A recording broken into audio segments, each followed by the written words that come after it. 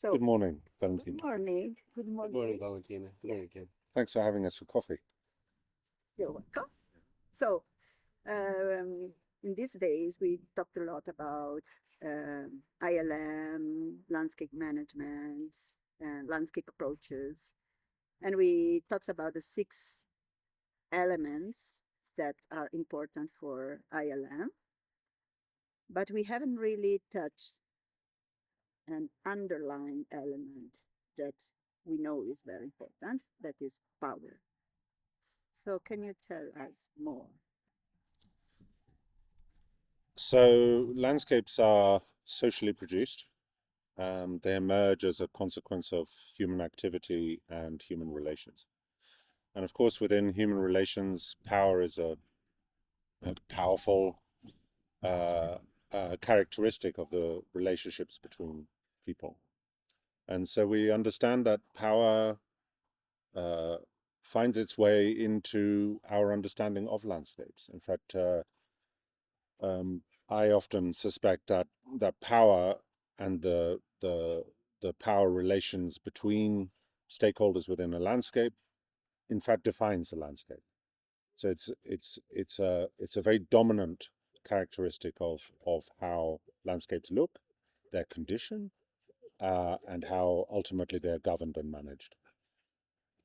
So when you think at power in this way, then and that the relationship that stakeholder might have through formal and informal institution, uh, is there a way to um, regulate or influence power relationship in a landscape in order to achieve the outcome?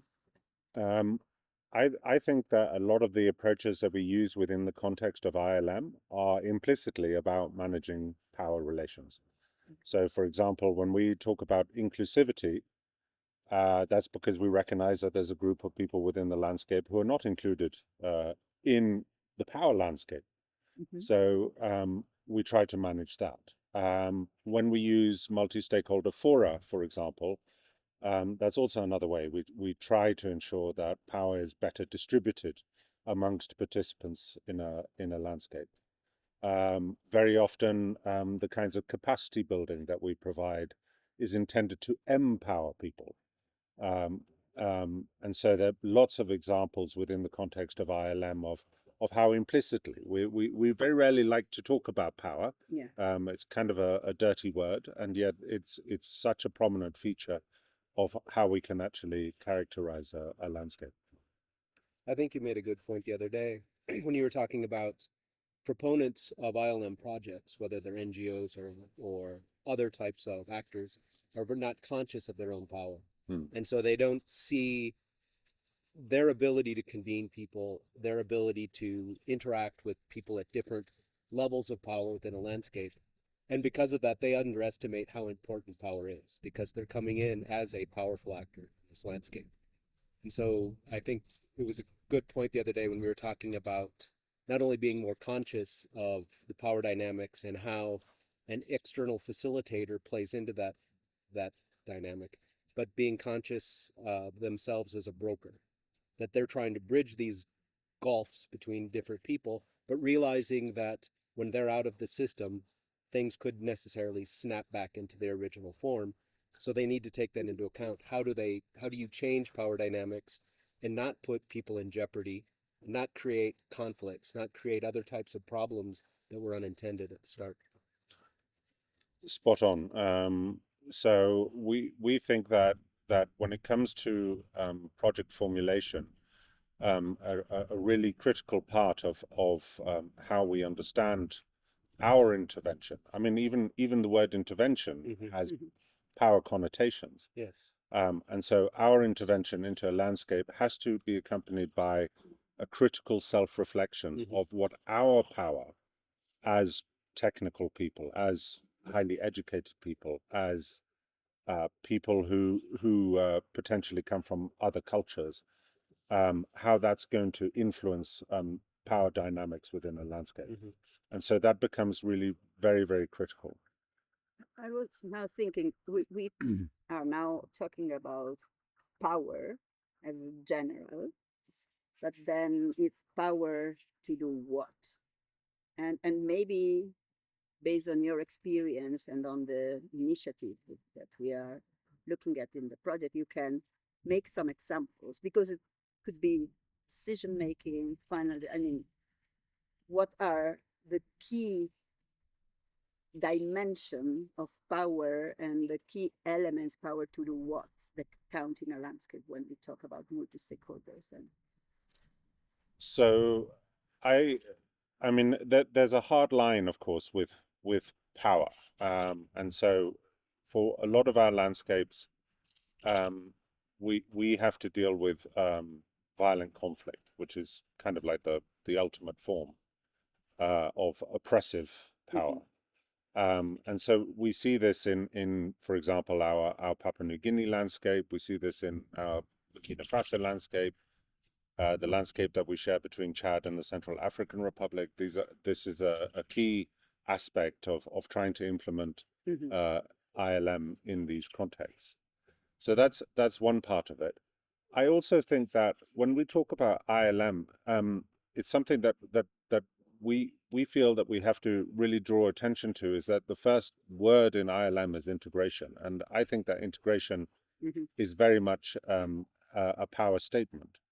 And so really what we're thinking about there is if we flip it around, and what we say is, we use a cliche, for example, divide and rule. That's a really great example of a different type of silo. We've divided communities apart. There are powerful actors that prevent collaboration and get in the way of collaboration. And so power then becomes a significant facet that we have to pay attention to if we want collaboration, if we want integration.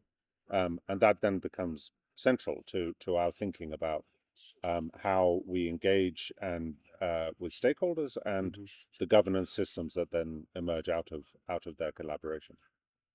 I think it's also important to think about what the sources of power are.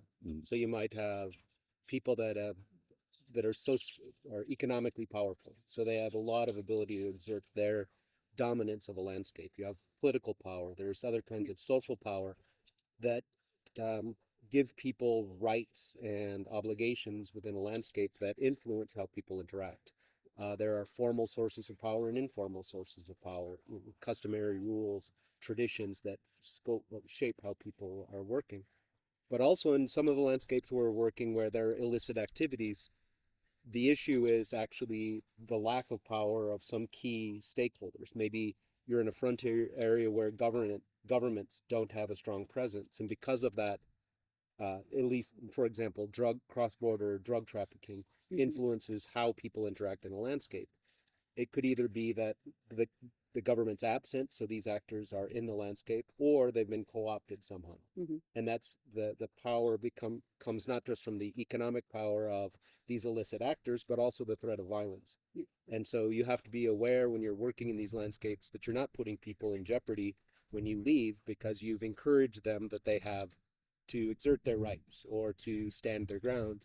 And you want to be very conscious of what those dynamics are in a landscape, so you don't create conditions that. I think this is very important, because often we have the perception, or there is this assumption, that when you talk about the state or el Estado, there is power. But actually, in our analysis, often is the ausencia del Estado, or the fragility of a state that generates, and often the public authorities can generate a balance. So it's very interesting that. And then what is the power that ILM practitioners have? So they don't have, when they start intervening in a landscape, engaging with stakeholders, of course they come from an institution with a name, but what is the type of power that they have to exert? The type of power they have when they start, and the type of power they have to exert in order to build that constructive dynamic. What do you think? What is that? How would you describe that power? I think it's profound, and that's part of the reason why interventions have to be self-aware around all of this, is that they're engaging with a power landscape. And that fundamentally, when we talk about an ILM success story, say, it's because power relations between actors have been reconfigured in positive ways. And so a lot of that the power that an intervention can bring in an ILM context is, for example, Peter mentioned convening power, the ability to assemble actors within the landscape. Collaboration is I think we often underestimate how difficult collaboration is to achieve. But our ability as an intervention to weave, if you like, collaboration is a high potential. For example, if we bring into the equation mediators, or we bring into the equation facilitators, people who have the soft skills to enable or facilitate people to come together. And this then becomes very important. I also think that the power of voice is something that we pay very little attention to, is that when we talk about, for example, multi-stakeholder platforms, that's a key facet of a key characteristic of multi-stakeholder platforms is the emergence of voice, is that people feel emboldened, feel sufficiently confident that they can say and speak out about the problems that they confront within the landscapes. Very often the kinds of things that they talk about are significant power imbalances within a landscape. So if hypothetically we have a landscape where there's a very large, say, corporate actor, right, that immediately changes your power dynamic. It's a massive presence that comes in, and so an intervention might have the resources to diminish that power, or to draw that actor into the landscape arrangement. So they might be able to take advantage of their relationships with government, for example. This is a very key thing, is that a lot of interventions have these networks that local people don't actually have. But I think it's also important that, I think in some respects, what we're talking about here is implicit around local people. We also have to understand that at higher scales, there are all kinds of power dynamics, that we might have NGOs that are disempowered vis-a-vis the state or the government. Peter touched on, I think, a very good point, is that a lot of the contexts where we operate are underregulated. The presence of the state is very low. So we've got a whole, in fact, it can potentially get meaningless to talk about formal power within these contexts. Everything is informal, and that creates its own dynamic. So we have phenomenal ability to alter the power dynamic, and that's one of the benefits of looking squarely at power. If we characterize power, we understand its dynamics and how it flows across the landscape, how it influences the landscape, then we position ourselves in such a way that we can change those dynamics. And one way we do that is we're very conscious of the need to come in as neutral actors, or try to. So you often hear the term honest broker. So when we come in, we're able to go and talk to the owner of a timber company or visit a rancher and talk to them, whereas an environmental NGO may have difficulty building bridges with those actors because their environmental agenda is seen as a threat to the livelihoods of these other actors. And often we go in with a conservation agenda ourselves, but we try to put that in the background, and I come in with a message that in most landscapes there are opportunities to find common ground, common interests, and you don't necessarily have to focus directly on the main conflicts, but you can find lots of other dynamics that can be fixed or resolved through negotiation because people have an interest. People generally on all sides have interests in things like clean water. People like to avoid pollution where they live. Obviously, people want to avoid threats of violence. So there's opportunities usually when you start working with actors and you're seen as someone that isn't coming in with a powerful, strong agenda that isn't going to threaten them, that you can identify those opportunities for common ground. But I think this is, and I was going to ask about, so the power of an ILM practitioner is very much related to the capacity of the practitioner, the skill to convene, to build trust, power that comes from accountability, and also the capacity to identify this, let's say, neutral space to be perceived as an honor. I think that's very important. But then there might be a challenge in when you think at landscape, and when we landscape where there are issues related to conflict, classic conservation, development, and very often we have very strong conservation institutions that come in managing the landscape, and maybe they already have a legacy and they have an agenda that's very clear. So does that reduce their convening power as ILM practitioner, or what do they have to do in order to be perceived as more neutral and more able to really work across the different dimension? You sometimes hear people talk about fortress conservation, where it's very top down, very much command control approach to conservation. And many environmental NGOs and governments have confronted the issue that they create enemies among local actors, the people that they need to convince that conservation, certain types of biodiversity or conservation, different landscapes is important, are are seen as a threat by the government, and those people see the technicians or employees of the NGO as threats. And so you've seen a shift over recent decades to strategies like co-management, where environmentalists try to identify sustainable livelihoods options or alternatives that local people could still make a living, still feed their families, still have opportunities, and not necessarily need to extract resources in an endangered forest, or uh, convert mangroves to other uses, whatever the landscape is. It's a challenge. It's something that we're still working with. But if there's, I think, a general consensus, if local people aren't deriving benefits from biodiversity, it's difficult to convince them without some other type of incentive that they should be collaborating in the conservation of those resources. Yeah. And I have now a question. If we think at power, you mentioned people, institution, we can think at power at the family level, in men, women, youth. Can you make some example of, like, what would be the entry points to move all these leverages in a nested way in a landscape, starting maybe from family and participation? How do you activate? So in a sense, how do we locate? How do we locate? And I think that you know, you touch on a really good point here. Is that power is relative? Okay, you can't have somebody all by themselves and then they're powerful. They're not.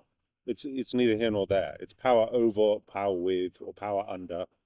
And so we get that immediately. Two people come together, the power emerges, right? It might be positive. It doesn't necessarily, power doesn't necessarily have to be a bad thing. And so I think that then is your foundational That's why you basis. want to empower. Yeah, exactly. Because there is a Exactly. Characterizing the landscape in power terms then becomes extremely relevant. All right. And this is what I often find very exciting is other our methodologies, or indeed emerging ones, how we are able to characterize power within a landscape. And so I don't want to get too technical, but one of the methods that we've been playing around with is this technique called net mapping, and so it's a stakeholder approach. So we identify who the stakeholders are, but really the key thing is to be able to characterize the relationships between the stakeholders, right? And I often say that it's the in-betweenness of things that is relevant. It's not the individual stakeholders by themselves. Of course, we like them; they're good people. You know, but it's the relationships that they share with others that is of consequence to the landscape. The arrows. Yes. Okay. And characterize that as power with, power under, or power over. Mm-hmm. And then we can begin thinking about strategies in which to change those relationships. I also think that what becomes really key here as well is that when we characterize those relationships, it allows us to see where our risks lie within the landscape. I mean, if you've got a single, completely unaccountable actor in the landscape, then we have to think about how are we going to address this presence within our system. And that then becomes very important to the overall success of a project. And I just wanted to touch on a final thing here is that what has always been very surprising to me is that when we do these net maps with individual projects, the projects very rarely locate themselves in the map, and this I find very interesting. I think maybe it's because they feel modest and they don't want to suggest that they have an unnatural presence within the landscape. But equally, in the absence of them being located in the landscape, then we don't get a sense of what that project needs to be doing in terms of changing those different relationships between partners. But then equally, what the project needs to do for itself in order to be successful. Which relationships does it need? Which relationships does it have to manage? Which relationships does it want to avoid? This is also a key thing. So, but I think that happens because practitioners come into a landscape and exercises like stakeholder mapping, net mapping are conceived as like, let's state a baseline. So when you do a baseline, you want to have like neutral. It has to be the picture of your landscape. So you don't put yourself in the picture, right? because you're painting. But absolutely. So I think that's something. It's an important message to give. One thing that for me is very important is how do we understand, because there are actors. We recently made an assessment of the gender work we did in Peru, where there were women who basically do not actively participate. They don't have much agency. So you, as an external actor, realize this huge gender gap, but they don't seem to be really aware of that, to the point that they'd say, no, but I don't want to. I'm satisfied with my level of agency. How do you intervene in a way that people might realize that they actually need to be empowered, so that there has to be something? We've been doing work on gender transformative approaches to conservation, to land tenure reform, different types of projects. And one of the mechanisms that we've found is very successful are simply exchanges, where women can share their experiences, hear from others, opportunities particularly where women can interact with other women that have become leaders of organizations or enterprises. And they've reported to us that after going through these exchanges where they identify common ground, where they identify similar conflicts or challenges that they face, and hearing the experiences of how others have overcome those challenges, the women come out of those exchanges reporting greater confidence. But more importantly, realizing that they already play those roles often in their communities, often behind closed doors. Women in some societies and some communities may not stand up publicly in a meeting and express their opinion, but they make sure their husband's opinion expressed in public reflects their interests as well. But when they start learning how other women have used strategies or come up with ways to start enterprises or organizations, women start reflecting on it, talking to their neighbors, meeting with their daughters, and talking about how they could take advantage of opportunities that they face, or that they could stake out positions for themselves within their community, within their association that's different. And one of the key aspects of gender transformative approaches is that you can't change a power dynamic in a household or in a society without the involvement of men and women. So creating a situation where women might be empowered entails convincing men and boys that having women play a more active role in an enterprise or taking charge of an organization is in everyone's benefit. Mhm. So that's I think it's important because it's convincing also the others that an actor should have Mhm.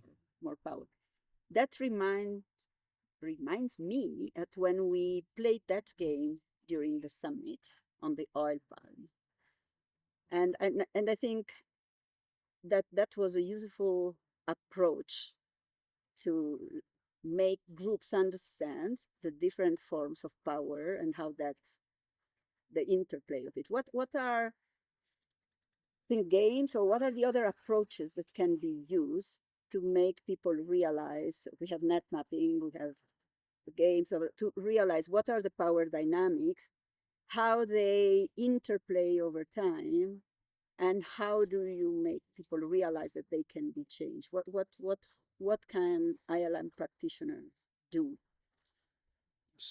So I mean, when Peter was talking just now, I one of the things that occurred to me, of course, is that there are many different species of power, okay, and how that then articulates itself is often something that we don't necessarily realize when we walk into a situation, right? We've with our training and our experience, we're kind of coached to look for particular types of power without necessarily observing other types.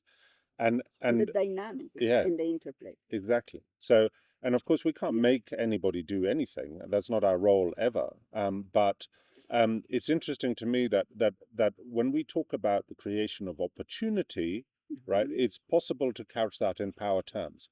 Is that we make available a new space that people can then move in Mhm. their exercise of power. They can then move into that opportunity if they choose to do so, Mhm. right? Mhm. Um, uh, it can also be very helpful to understand, like, if people, people are going about their daily things without necessarily thinking about, I'm a powerful person within this context. We don't, we're accustomed to what we do in our routines. We're accustomed to how we move through life. Without necessarily thinking about that until it becomes challenged, and this is then becomes Mhm. where typically you will often see an individual's sense of their power and how they can exercise it when it is challenged is very revelationary. That then exposes a lot of things. I also think and this of course is a conversation we're going to have in a moment, which is about multi-stakeholder fora.